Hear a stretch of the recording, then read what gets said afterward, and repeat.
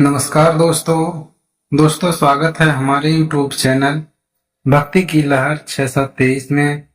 दोस्तों, हिंदू धर्म में गणेश जी को विघ्नहर्ता, संकट मोचन और प्रथम पूज्य देव माना गया है। कोई भी शुभ कार्य हो, विवाह, यज्ञ, गृह प्रवेश या पूजा, श्री गणेश का नाम लिए बिना वह अधूरा रहता है। उनके नाम का स्मरण ही जीवन में शुभता का आरंभ करता है। लेकिन क्या आपने कभी सोचा है कि गणेश जी का यह अद्भुत स्वरूप कैसे बना?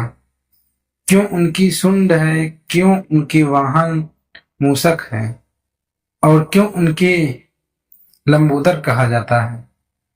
इस कथा में हम श्री गणेश के जन्म से लेकर उनके प्रमुख कारनामों, शिक्षा, बुद्धि और भक्ति के अद्भुत प्रसंगों को जानेंगे। दोस्तों, अगर हमारे YouTube चैनल पे आप लोग नए हैं तो चैनल को लाइक करें, सब्सक्राइब करें और बेल आइकन जरूर दबाएं, ताकि दोस्तों हम आप लोगों के लिए ऐसा वीडियो हमेशा लाते रहते हैं। भाग पहला है दोस्तों, गणेश जी का जन्म। पौराणिक मान्यता के अनुसार भगवान शिव और माता पार्वती कैलाश पर्वत पर रहते थे। एक दिन माता पार्वती स्नान करना चाहती थी, लेकिन वे चाहते थे कि कोई उनके कक्ष में रक्षा करे। उन्होंने अपनी देह की मैल से एक बाल की आकृति बनाई और उसमें प्राण फूंक दिए। वही बालक श्री गणेश कहलाए। माता पार्वती ने बालक से कहा, जब तक मैं स्नान करूं कोई भी भीतर न आने पाए। बालक ने आज्ञा मान ली। कुछ समय बाद भगवान शिव वहां पहुंचे और भीतर प्रवेश करना चाहा।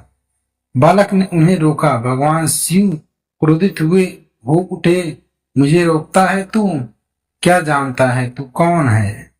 बालक ने दृढ़ता से कहा, मुझे माँ ने आदेश दिया है, मैं किसी को नहीं जाने दूंगा। क्रोध में आकर शिव ने त्रिशूल उठाया और बालक का सिर काट दिया। जब माता पार्वती बाहर आई और यह देखा तो वे विलाप करने लगी। वे उग्र रूप धारण कर संहार करने लगी। तब ब्रह्मा, विष्णु और इंद्र ने हस्तक्षेप किया। शिव को अपनी भूल का बोध हुआ। उन्होंने आज्ञा दी, उत्तर दिशा की ओर जाए और जिस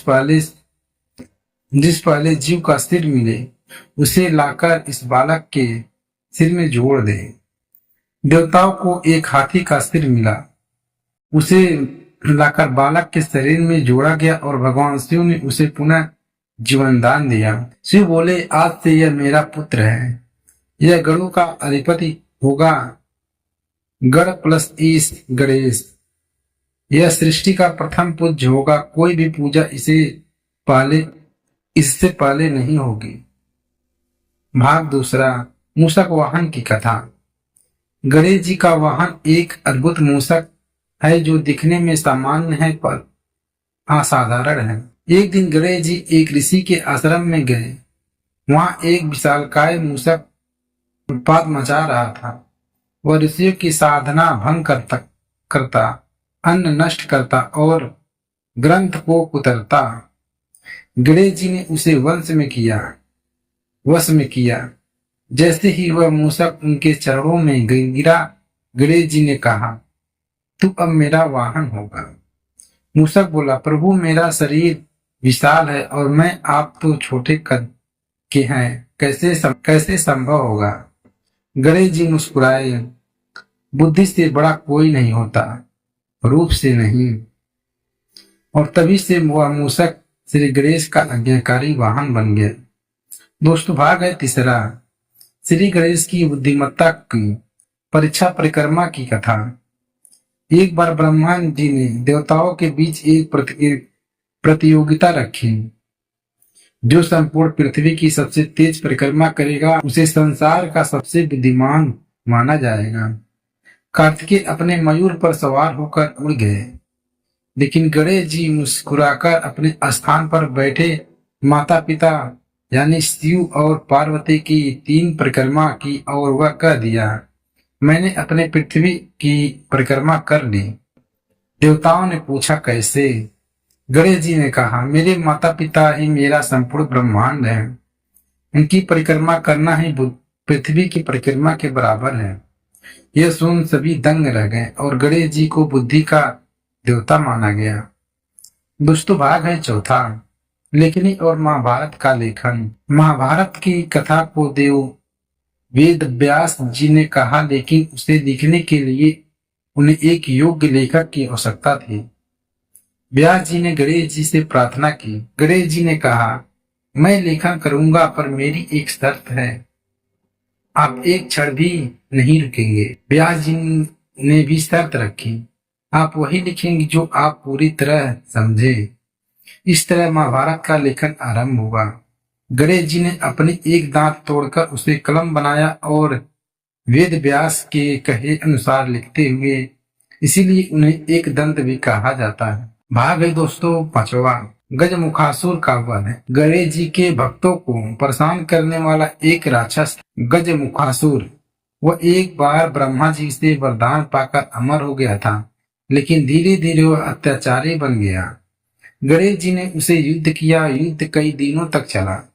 अंततः गणेश जी ने अपने अंकुर से उसे परास्त किया।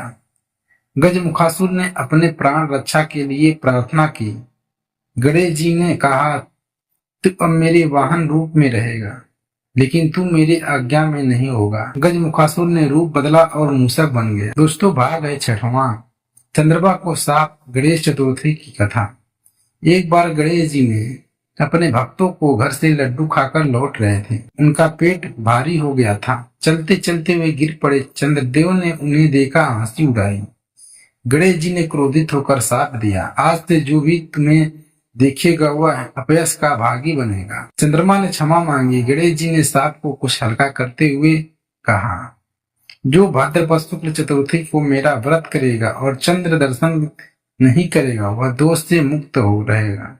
तभी से गणेश चतुर्थी का पर्व प्रचलित हुआ। दोस्तों भाग है सातवां, गणपति की 12 प्रसिद्ध रूप की पूजा।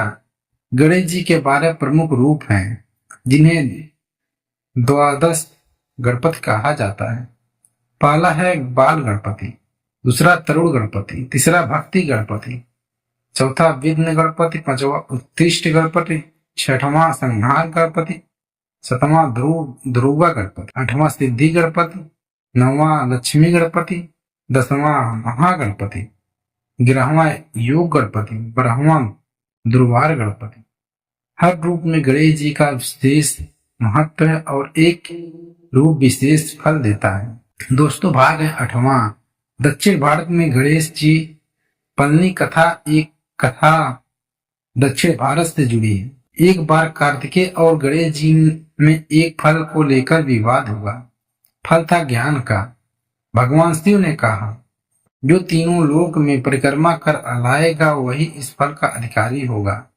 कार्तिकेय निकल गए। गणेश जी ने अपने माता पिता की परिक्रमा की, फल उन्हें मिल गया। कार्तिकेय जब लौटे तो उन्हें ठगा गया महसूस हुआ। वे अपने पलनी पर्वत चले गए। वहां उन्होंने तपस्या की। वही उनका पलनी गुरुगन मंदिर आज भी है। दोस्तों भाग है 9वां, एक दंत और लंबोदर की महिमा। गणेश जी के अनेक नाम, विनायक, विंध्याहर्ता, गजानन गणपति, एक दंत, लंबोदर, मूषक वाहन। प्रत्येक नाम उनके किसी विशेष गुण के दर्शाता है। दोस्तों भाग है 10वां, श्री गणेश जी की भक्ति से जीवन में क्या मिलता है। श्री गणेश जी की भक्ति से जीवन में यह प्राप्त होता है, बुद्धि और विवेक की वृद्धि, विघ्नों का नाश, कार्यों की सिद्धि, परिवार में सुख शांति, जीवन में स्थिरता, आध्यात्मिक उन्नति। दोस्तों गणेश जी केवल देवता नहीं, वे संस्कार हैं। वे हमें सिखाते हैं कि बुद्धि सबसे बड़ी शक्ति है, माता पिता सर्वोपरि है, विनम्रता और भक्ति जीवन का मूल है।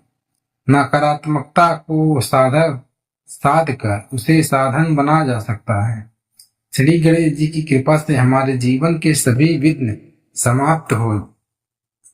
आइए उनके नाम का स्मरण करें।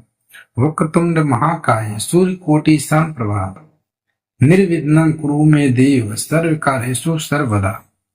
दोस्तों ये कथा आपको कैसा लगा? कथा थोड़ी सी भी अच्छी लगी हो तो हमारे यूट्यूब चैनल को लाइक करें, सब्सक्राइब करें और अपने दोस्तों में ज्यादा से ज्यादा शेयर करें। फिर लेकर आते हैं दोस्तों कोई और कथा। तब तक के लिए धन्यवाद।